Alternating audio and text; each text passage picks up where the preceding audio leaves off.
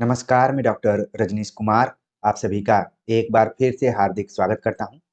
हिंदी साहित्य का इतिहास सीरीज के अंतर्गत हम आचार्य रामचंद्र शुक्ल के इतिहास ग्रंथ का सब्जेक्टिव और ऑब्जेक्टिव तौर पर अध्ययन कर रहे हैं। प्रिय विद्यार्थियों, हम बीच-बीच में आप सभी के मूल्यांकन के दृष्टिकोण से जो आचार्य रामचंद्र शुक्ल पर पहले ही हमने पढ़ा दिया है, आदिकाल, भक्तिकाल, उस पर लगातार टेस्ट सीरीज लेकर आते रहे हैं। आज हम टेस्ट नंबर 9 आप सभी के सामने प्रस्तुत करेंगे, जो कि सगुण भक्ति धारा राम भक्ति शाखा पर आधारित होगा। इस शाखा के अंतर्गत जो भी महत्वपूर्ण प्रश्न बन सकते हैं, उन पर हमने कुछ प्रश्नों को रखा है, जिससे कि आप अपना मूल्यांकन कर सकेंगे। और सब्जेक्टिव तौर पर बात करें, तो अभी हमने रीतिकाल पर बात करना शुरू कर दिया है और लगभग रीतिकाल को आधा खत्म भी कर दिया है। तो जो भी नए विद्यार्थी जुड़े हुए हैं, उनके लिए सूचना खास होगी कि वो इस चैनल पर जाकर यूपी टीजीटी पीजीटी की तैयारी कैसे करें वाले प्लेलिस्ट को जरूर देखें। उसमें हमने आचार्य रामचंद्र शुक्ल के इतिहास ग्रंथ का लाइन बाय लाइन अध्ययन करवाया है और साथ में टेस्ट सीरीज भी मूल्यांकन के तौर पर प्रस्तुत किया है। तो नए विद्यार्थियों के लिए सूचना थी। बाकी पुराने विद्यार्थियों को मुझे कुछ कहने की जरूरत ही नहीं है। वो ऑलरेडी हमारे संकेतों को समझ जाते हैं और अपना मानते हुए उसका अध्ययन करते हैं, पढ़ते हैं, नोट्स बनाते हैं और प्रसन्नचित्त रहते हैं। तो चलते हैं, हम विस्तार से बात करते हैं कि सगुण भक्ति धारा राम भक्ति शाखा के अंतर्गत कौन-कौन से प्रश्न हैं जो आपके लिए नए हो सकते हैं और कौन से ऐसे प्रश्न हैं जो कि पुराने हैं, यानी पिछले साल के क्वेश्चन पेपर में पूछे गए। पहला प्रश्न है, आचार्य रामचंद्र शुक्ल ने भक्ति काल के प्रकरण 4 में उल्लिखित किया है सगुण धारा, राम भक्ति शाखा, निर्गुण धारा, उपरोक्त में से एक से अधिक, उपरोक्त में से कोई नहीं। तो रामचंद्र शुक्ल ने भक्ति काल के प्रकरण 4 के अंतर्गत किन किन चीजों का उल्लेख किया है? तो इसमें आप देखेंगे कि सगुण धारा की चर्चा की है, राम भक्ति शाखा की चर्चा की है। ठीक है, तो इस तरीके से इसका जो सही जवाब हो रहा है ऑप्शन डी हो रहा है, उपरोक्त में से एक से अधिक। आपके दिमाग में आ जाना चाहिए कि भक्ति काल को आचार्य रामचंद्र शुक्ल ने कुल 6 प्रकरणों में बांटा हुआ है, जिसमें कि हम इसे चौथे प्रकरण पर बातचीत कर रहे हैं। अगला प्रश्न है, जगत प्रसिद्ध स्वामी शंकराचार्य ने जिस अद्वैतवाद का निरूपण किया था वह भक्ति के सन्निवेश के उपयुक्त न था। उपरोक्त कथन किसका है? शंकराचार्य और अद्वैतवाद को लेकर ये बात किसने कही है कि भक्ति के लिए ये उपयुक्त नहीं दिखाई पड़ा? ऑप्शन दिया गया रामचंद्र शुक्ल, हजारी प्रसाद द्विवेदी, रामस्वरूप चतुर्वेदी और बच्चन सिंह। तो इसके आधार पर हमें बताना है कि ये कथन किसका है कि शंकराचार्य जिस अद्वैतवाद को लेकर आगे बढ़े थे वो भक्ति के लिए उपयुक्त नहीं प्रतीत हुआ। सही जवाब है ऑप्शन ए, रामचंद्र शुक्ल का ये कथन है। तो इस प्रश्न में आप देख रहे हैं कि शंकराचार्य की बात की गई है और उनका जो सिद्धांत है अद्वैतवाद। तो कई बार परीक्षाओं में पूछ लिया जाता है कि अद्वैतवाद किसका सिद्धांत रहा या फिर इसके प्रवर्तक कौन रहे? तो इसके प्रवर्तक रहे शंकराचार्य, जिनको कि कहा जाता है जगत प्रसिद्ध स्वामी शंकराचार्य। अगला प्रश्न है, यद्यपि उसमें ब्रह्म की व्यावहारिक सगुण सत्ता का भी स्वीकार था, पर भक्ति के सम्यक प्रसार के लिए जैसे दृढ़ आधार की आवश्यकता थी वैसा दृढ़ आधार स्वामी रामानुजाचार्य जी ने खड़ा किया। उपरोक्त कथन किस सिद्धांत के संदर्भ में है? यह भी प्रश्न अपने से पूर्ववर्ती प्रश्न से कहीं न कहीं जुड़ा हुआ है। इसमें बताया जा रहा है कि जो अद्वैतवाद था उसमें ब्रह्म की व्यवहारिक सगुण सत्ता का स्वीकार तो था, पर भक्ति के सम्यक प्रसार के लिए जैसा दृढ़ आधार बेस चाहिए था वैसा दृढ़ आधार स्वामी रामानुजाचार्य जी ने खड़ा किया। अब किस सिद्धांत को खड़ा करते हुए स्वामी रामानुजाचार्य ने किया, वही यहाँ पर हमें बताना है। ऑप्शन दिया गया है अद्वैतवाद, विशिष्टाद्वैतवाद, द्वैतवाद, शुद्धाद्वैतवाद। तो इसका जो सही जवाब है आपके दिमाग में आना शुरू हो गया होगा, ऑप्शन बी, विशिष्टाद्वैतवाद के माध्यम से जिस भक्ति के सम्यक प्रसार के लिए आधार की जरूरत थी उसको रामानुजाचार्य ने पूरा किया।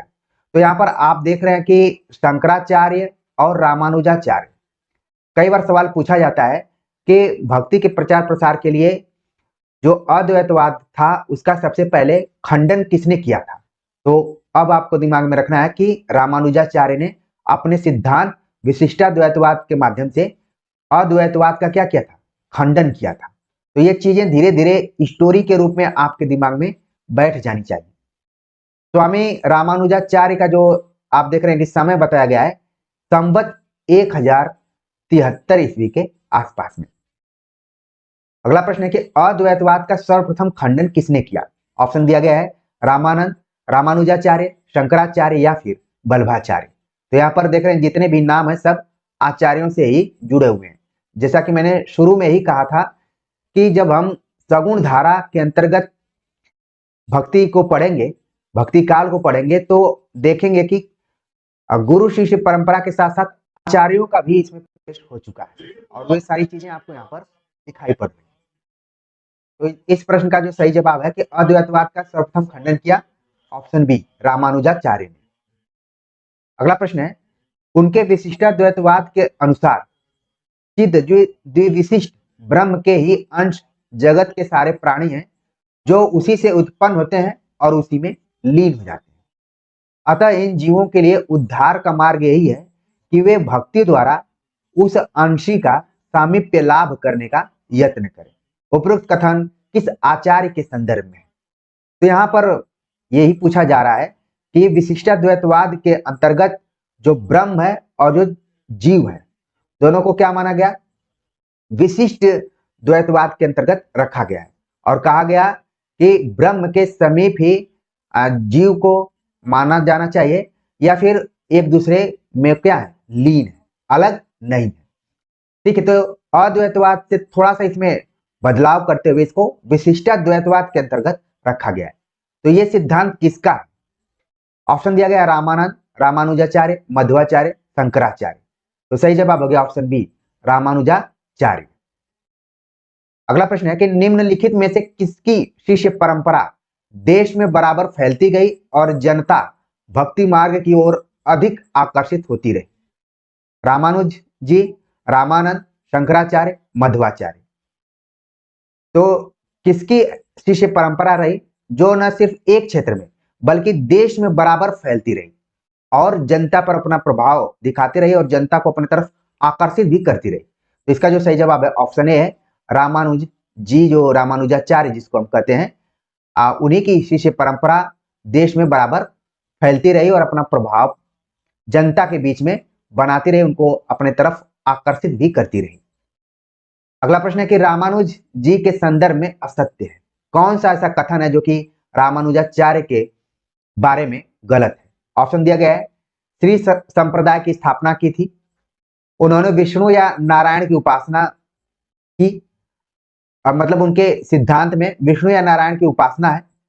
ठीक है, इस संप्रदाय में अनेक साधु महात्मा बराबर होते गए, उपरोक्त में से एक से अधिक, उपरोक्त में से कोई नहीं। तो अक्सर हम वन लाइनर किताबों को पढ़ते हैं और याद कर लेते हैं कि रामानुजाचार्य का जो सिद्धांत है विशिष्टाद्वैतवाद है। इन्होंने श्री संप्रदाय की स्थापना की, यह कथन बिल्कुल सही है। श्री संप्रदाय के अंतर्गत इन्होंने विष्णु या नारायण की उपासना की है, इसलिए कई बार श्री संप्रदाय को हम विष्णु संप्रदाय से भी जोड़कर देखते हैं। श्री का मतलब क्या है, लक्ष्मी होता है और लक्ष्मी का संबंध किससे है, विष्णु से है। ठीक है, तो इसमें लक्ष्मी की उपासना नहीं की गई है बल्कि विष्णु की उपासना की गई है। इस संप्रदाय में अनेक साधु महात्मा बराबर लगातार जुड़ते गए, जैसा कि पहले के प्रश्न में हमने बताया था। तो इस तरीके से इसका जो सही जवाब है ऑप्शन डी है, उपरोक्त में से एक से अधिक। तो रामानुजाचार्य से रिलेटेड जो बेसिक फैक्ट्स है, तथ्य है, उनको आप जरूर ध्यान में रखिए कि श्री संप्रदाय की स्थापना की, इसके अंतर्गत उन्होंने विष्णु या नारायण की उपासना की और ये संप्रदाय लगातार बढ़ता गया। ठीक है, जो संप्रदाय ज्यादा बढ़ता है, ज्यादा उसमें कुछ न कुछ जनता जिससे आकर्षित होती है, तो जाहिर सी बात है कि उससे ज्यादा लोग क्या होंगे, जुड़ेंगे।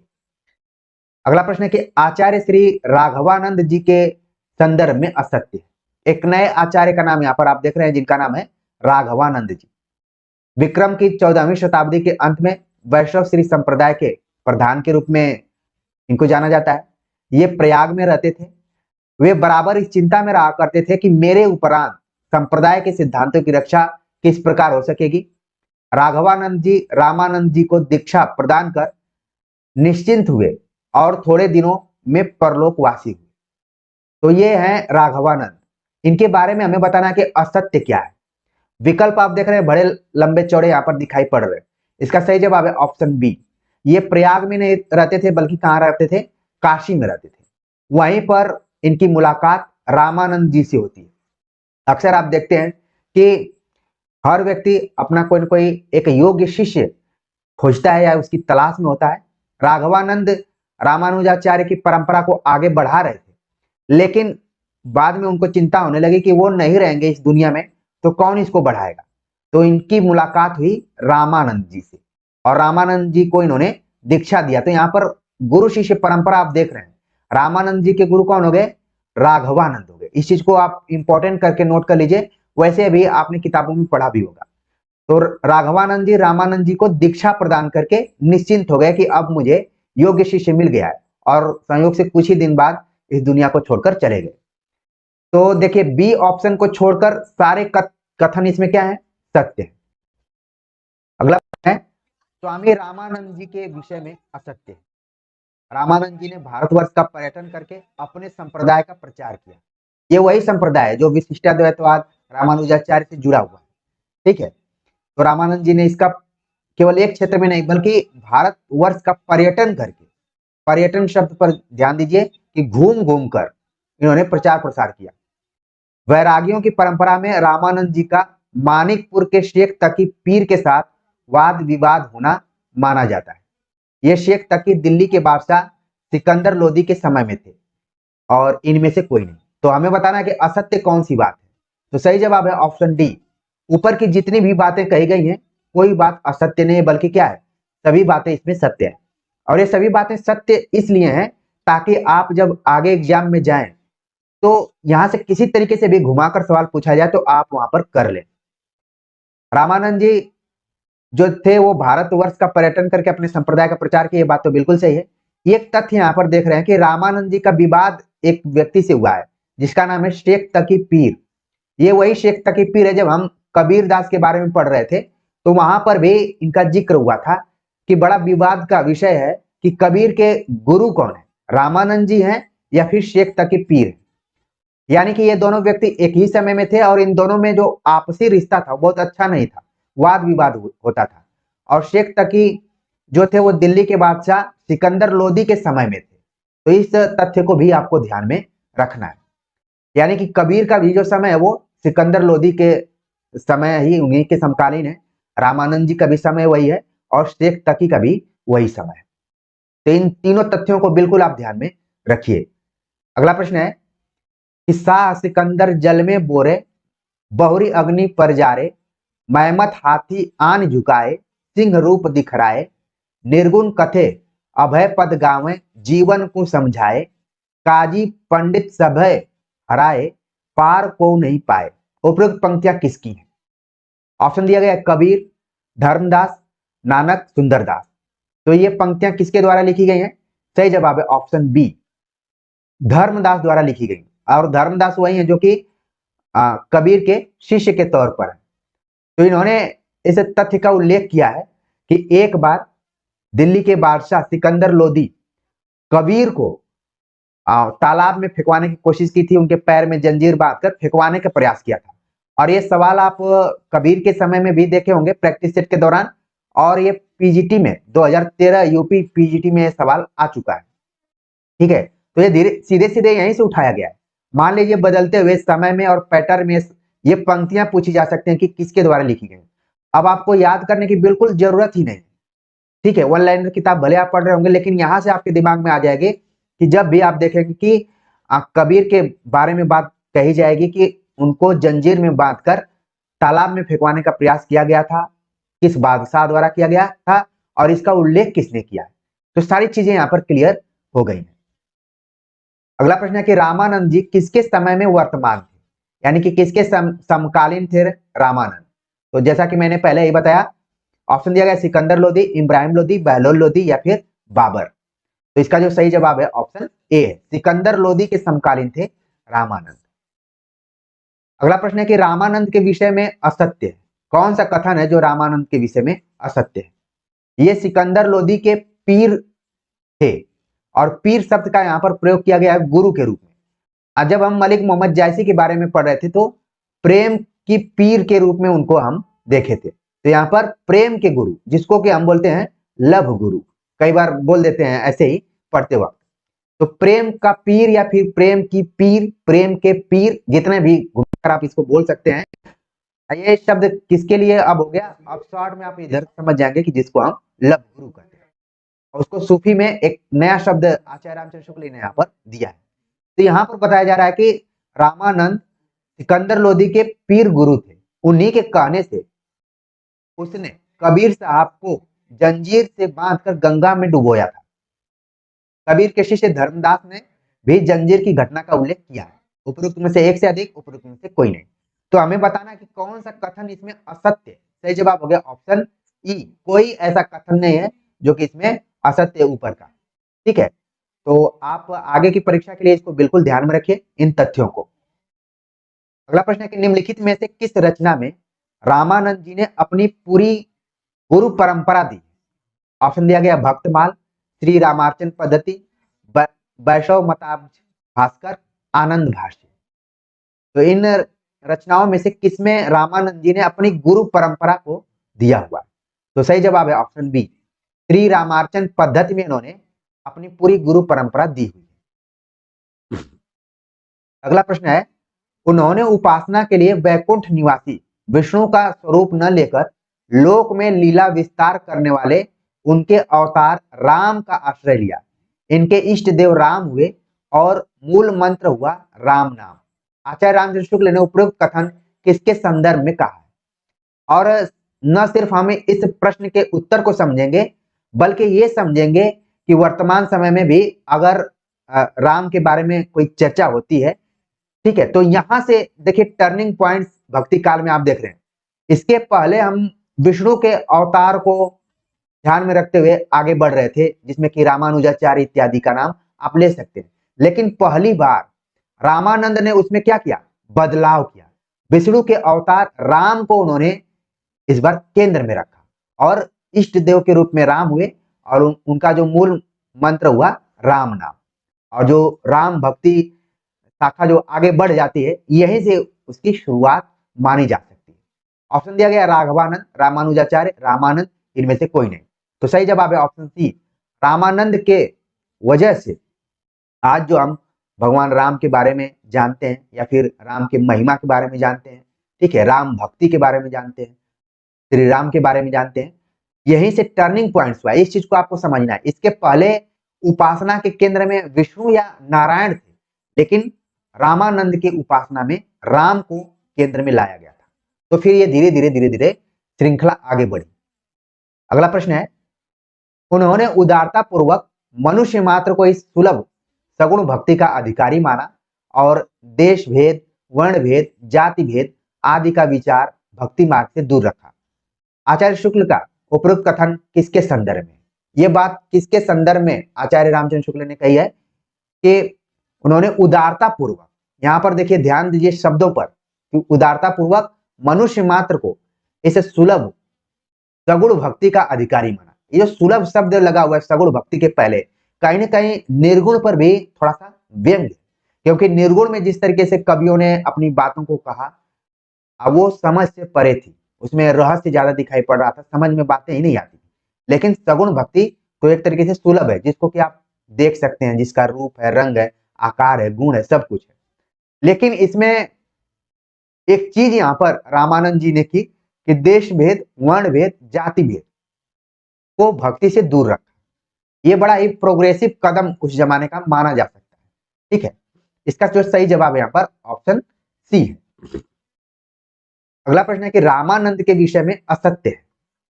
उन्होंने सिद्धों या नाथ पंथियों की देखा देखी नहीं की, बल्कि भगवत भक्ति के संबंध में महाभारत, पुराण आदि के कथित सिद्धांत के अनुसार की। रामानुज संप्रदाय में दीक्षा केवल द्विजातियों को दी जाती थी, पर स्वामी रामानंद ने राम भक्ति के द्वार सब जातियों के लिए खोल दिया। एक उत्साही विरक्ति दल का संगठन किया, जो आज भी बैरागी के नाम से प्रसिद्ध है और इनमें से कोई नहीं। तो इसका तो सही जवाब यहाँ पर हो गया ऑप्शन डी। ऊपर के जितने भी कथन दिए गए हैं सभी कथन क्या है, सत्य है, कोई कथन इसमें से असत्य नहीं है। लेकिन हमें आगामी परीक्षाओं के दृष्टिकोण से बिल्कुल ध्यान में रखना है कि जो रामानंद भक्ति का प्रचार प्रसार किए, अब वो नाथ पंथियों की देखा देखी नहीं किए, सिद्धों की देखा देखी नहीं किए, बल्कि भगवत भक्ति को उन्होंने केंद्र में रखा, महाभारत पुराणों को आधार बनाया। और एक परिवर्तन ये किया कि जहां रामानुजाचार्य जब इस भक्ति का प्रचार प्रसार कर रहे थे तो केवल द्विज जातियों को रखते थे, यानी कि आज के भाषा में कहें तो जो जनरल या यूआर थे उनको रखा जाता था। लेकिन रामानंद जी ने यहाँ पर बड़ा ही प्रोग्रेसिव कदम दिखाते हुए सभी जातियों के लिए द्वार खोल दिया। रामानंद जी से हमें काफी शिक्षा भी लेनी चाहिए और इनके चरित्र से तो मुझे ऐसा लगता है कि उस जमाने के बहुत ही प्रोग्रेसिव ढंग के व्यक्ति रहे होंगे और इसीलिए इनको हजारी प्रसाद द्विवेदी ने कहा आकाश धर्मा कवि। जितना आकाश का बड़ा चरित्र होता है उतना ही रामानंद का भी हृदय उदार था। कई बार रामचंद्र शुक्ल यहाँ पर भी अपनी लेखनी में बड़ा ही सहृदयता ला रहे हैं, ठीक है। और यहाँ पर बताया गया कि रामानंद ने एक उत्साही विरक्ति दल का संगठन किया जो कि बैरागी नाम से जाना जाता है। और ऐसा मैं पढ़ रहा था तो बताया कि चित्रकूट, बांदा, इन सभी इलाकों में अभी भी ये सारे लोग दिखाई पड़ जाते हैं। अगला प्रश्न है कि वैष्णव मताब्ज भास्कर और श्री रामार्चन पद्धति ग्रंथ किसके हैं? ऑप्शन दिया गया है रामानुजाचार्य, रामानंद, शंकराचार्य, मध्वाचार्य। तो ये जो दो ग्रंथ हैं ये किसके द्वारा लिखे गए हैं? सही जवाब है ऑप्शन बी, रामानंद द्वारा लिखे गए। अगला प्रश्न है कि आनंद भाष्य और भगवत गीता भाष्य रामानंद ने किसको आधार बनाकर लिखा है? ऑप्शन दिया गया वेदों, उपनिषदों, पुराणों या फिर ब्रह्मसूत्रों। तो ये जो दोनों ग्रंथ आप देख रहे हैं किसके आधार पर रामानंद जी ने लिखा है? बड़ा ही माइनर, बड़ा ही सूक्ष्म तरीके से जब आप पढ़ेंगे तभी इसको कैच कर पाएंगे। सही जवाब है ऑप्शन डी, ब्रह्मसूत्रों के को आधार बनाते हुए आनंद भाष्य और भगवत गीता भाष्य नाम से रामानंद ने ग्रंथ लिखे। अगला प्रश्न है रामानंद की शिष्य परंपरा में कौन ऐसे शिष्य थे जो राजा से विरक्त होकर भक्त बने थे?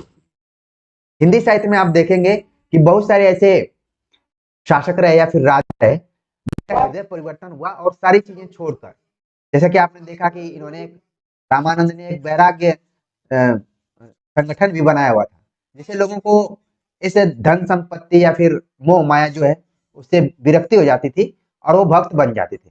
उसी में से एक कौन से ऐसे शिष्य हैं जिनको कि आपको बताना है? ऑप्शन दिया गया है कबीर, रैदास, सेन, पीपा। तो आप तो पहले से ही जानते हैं कि कबीर, रैदास इस तरीके के नहीं थे, सेन, पीपा को लेकर कंफ्यूजन हो सकता है। सही जवाब है ऑप्शन डी, पीपा नाम के एक राजा थे, गौहरगंज या फिर कुछ ऐसे नाम दिया हुआ था, वहां के राजा थे और ये रामानंद जी से इतना प्रभावित हुए कि राजकाज छोड़कर ये भक्त हो गए और पीपा का नाम आप अच्छे से जानते भी हैं, ठीक है। तो रामानंद की शिष्य परंपरा में पीपा एक ऐसे हैं जो कि राजा थे। बाकी तो आप देखेंगे कि कोई जुलाहा है तो कोई मोची का काम कर रहा है, तो कोई नाई का काम कर रहा है, तो कोई दर्जी का काम कर रहा है, सब अलग अलग रहे हैं। अगला प्रश्न है कि आचार्य रामचंद्र शुक्ल ने रामानंद के कितने ग्रंथों का उल्लेख किया है? आचार्य रामचंद्र शुक्ल ने अपने इतिहास ग्रंथ में इस बात को लिखा है कि रामानंद जी के इतने ग्रंथ मिलते हैं। हालांकि जब इतिहास ग्रंथ पढ़ेंगे तो अब कई ग्रंथों की बात की गई जिसपे कि थोड़ा संदेह भी है कि ये रामानंद जी का है भी कि नहीं भी है, लेकिन स्पष्ट रूप से दो ग्रंथों का उल्लेख किया है। इसमें सही जवाब हो गया ऑप्शन दूसरा, ठीक है। ऑप्शन में हमने 2, 3, 4, 5 दिया था, लेकिन क्लियर आपको क्या रखना है? दो ग्रंथ। आगे पता चलेगा कि वो दोनों ग्रंथ कौन से। अगला प्रश्न है कि रामानंद जी के रचे हुए ग्रंथ किस भाषा में मिलते हैं? ऑप्शन दिया गया अपभ्रंश, संस्कृत, ब्रज, अवधी। तो जो ग्रंथ है रामानंद जी के वो लिखे गए हैं संस्कृत में। सही जवाब हो गया ऑप्शन बी।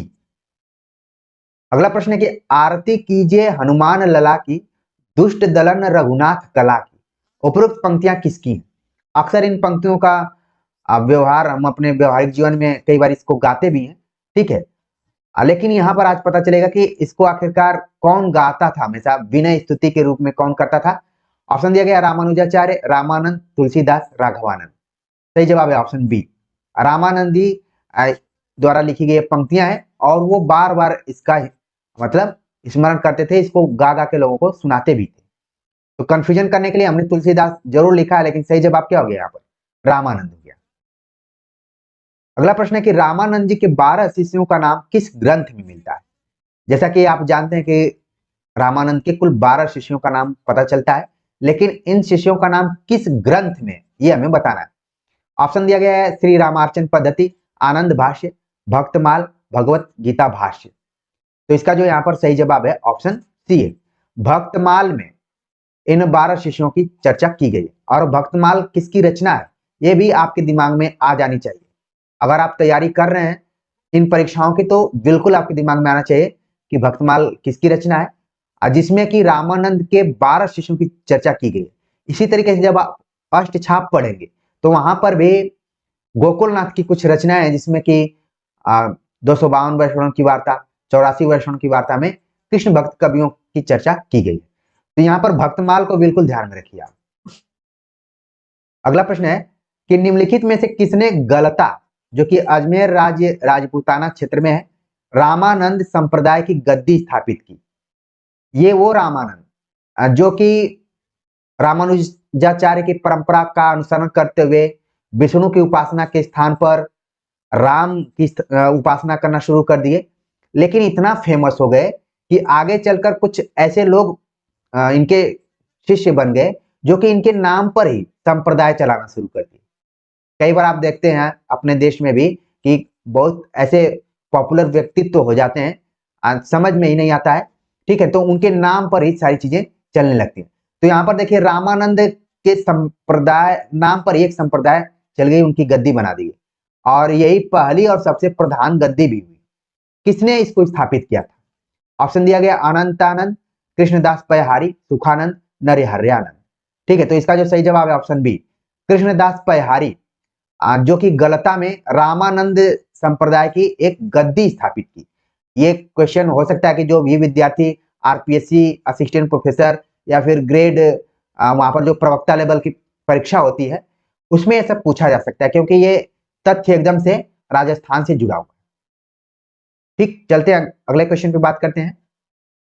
पूछा गया कि अनंतानंद, सुखानंद, सुरसुरानंद, नरहरियानंद, भावानंद, पीपा, कबीर, सेन, ठीक है, यहाँ पर धन्ना, रैदास, पद्मावती और सुरसरी किसके शिष्य हैं?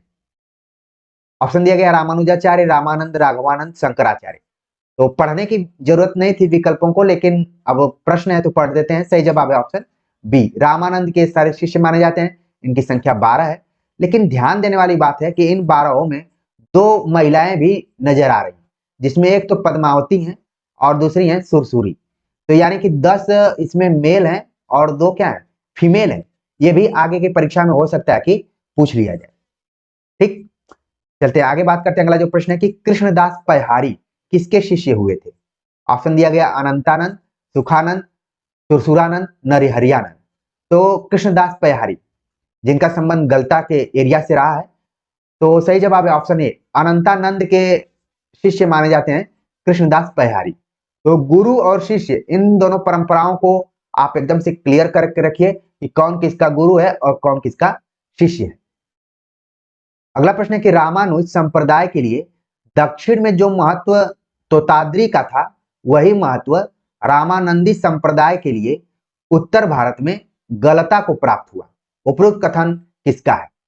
अच्छा, एक चीज आप यहाँ पर देख रहे हैं कि रामानुज का जो संबंध बताया गया वो दक्षिण से ज्यादा बताया गया, कि दक्षिण से, इसीलिए एक पंक्ति का उल्लेख किया जाता है कि भक्ति द्राविड़ उपजी, उत्तर लाए रामानंद। तो रामानंद एक तरीके से उत्तर में भक्ति का जो प्रचार प्रसार किया, इसीलिए उनके नाम पर एक संप्रदाय भी चल दिया। दक्षिण में भक्ति के लिए एक खास जगह है जिसका नाम है तोताद्री। उसी तरीके से उत्तर भारत में एक जगह है गलता, जिसकी यहाँ पर तुलना की गई। तो ये कथन किसका है? तुलना की गई यहाँ पर रामानुज संप्रदाय और रामानंदी संप्रदाय का। सही जवाब है ऑप्शन बी, रामचंद्र शुक्ल का ये कथन है कि जिस तरीके से रामानुज संप्रदाय के लिए दक्षिण में जो महत्व तोताद्री का था, वही महत्व रामानंदी संप्रदाय के लिए उत्तर भारत में गलता को प्राप्त हुआ। अगला प्रश्न है कि उत्तर तोताद्री के नाम से प्रसिद्ध है नराना, भराने की पहाड़ियां, गलता, बालनाथ का टीला। तो उत्तर तोताद्री के नाम से कौन सा फेमस है? हालांकि जो असली तोताद्री है वो कहां पर है? दक्षिण भारत में। लेकिन उत्तर तोताद्री सही जवाब है ऑप्शन सी। गलता को हम क्या जानते हैं? उत्तर तोताद्री के नाम से जानते हैं। और गलता से किस आचार्य का संबंध रहा है? कृष्णदास पयहारी का। अगला प्रश्न है कि अग्रदास और किलदास किसके शिष्य थे? ऑप्शन दिया गया रामानंद, पयहारी, रामानुजाचार्य, अनंतदास, या फिर अनंतानंद, इसको आप यहाँ पर लिख सकते हैं। तो अग्रदास और किलदास दो शिष्यों की चर्चा की जाती है। सही जवाब है पयहारी, यानी कि कृष्णदास पयहारी। ये क्या थे? शिष्य थे दोनों। अगला प्रश्न है कि तपसी शाखा को किसने स्थापित किया था? ऑप्शन दिया गया है पयहारी, किलदास, अग्रदास, रामानंद। तो तपसी शाखा को स्थापित किसने किया? सही जवाब है ऑप्शन बी, किलदास द्वारा स्थापित किया गया। अग्रदास और किलदास जो कि कृष्णदास पयहारी के शिष्य थे, लेकिन किलदास ने एक शाखा की स्थापना की जिसका नाम है तपसी शाखा। अगला प्रश्न है कि किलदास जी के शिष्य कौन थे? क्योंकि ये परंपरा आगे बढ़ती जा रही है, तो अब किलदास के शिष्य कौन थे? ऑप्शन दिया गया अग्रदास, पयहारीदास, द्वारकादास, अनंतदास। तो जब आप इन सभी को जानते रहेंगे तो अपने आप बता देंगे कि इनके शिष्य कौन थे? द्वारकादास थे। ठीक, बाकियों को तो आप देख रहे हैं कि किलदास गुरु भाई, पयहारी के गुरु थे और अनंतानंद इनके गुरु थे। तो यहाँ पर देखिए ऑप्शंस में आप देख रहे हैं कि एक से अधिक आप प्रश्नों को तैयार कर सकते हैं।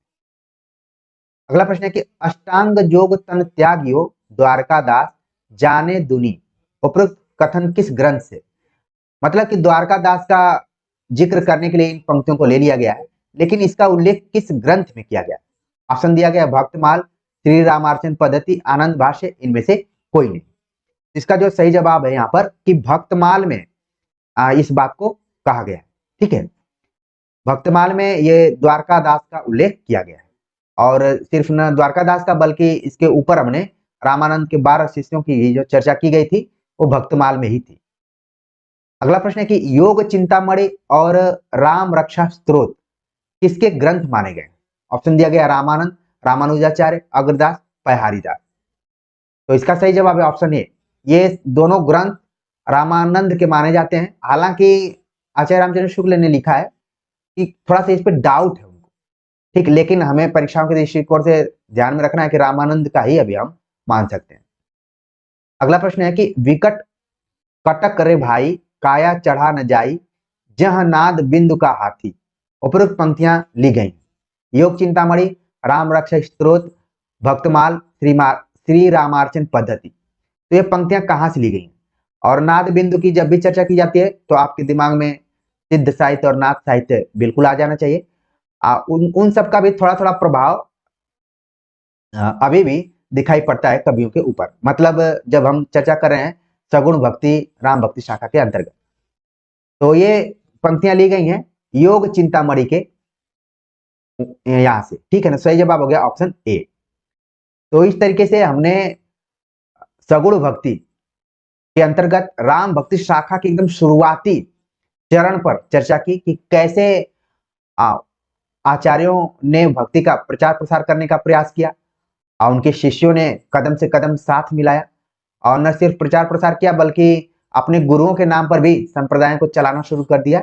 और कैसे आप देख रहे हैं कि सगुण भक्ति शाखा के अंतर्गत विष्णु भक्ति नहीं है बल्कि राम भक्ति। और मैंने बताया आपको कि कैसे विष्णु की उपासना के स्थान पर राम की उपासना शुरू हो गई थी और शुरू करने वाले कौन थे? रामानंद जी थे। तो सारी चीजें आपके दिमाग में बैठ गई होंगी और जो कुछ फैक्चुअल जानकारियां थी वो भी आपको मिल गई होंगी। ये प्रैक्टिस सेट आपको हर बार की तरह बहुत अच्छा लगा होगा। तो आप सभी के कमेंट्स का मुझे इंतजार रहेगा। मिलते हैं अगले प्रैक्टिस सेट के साथ, तब तक के लिए नमस्कार।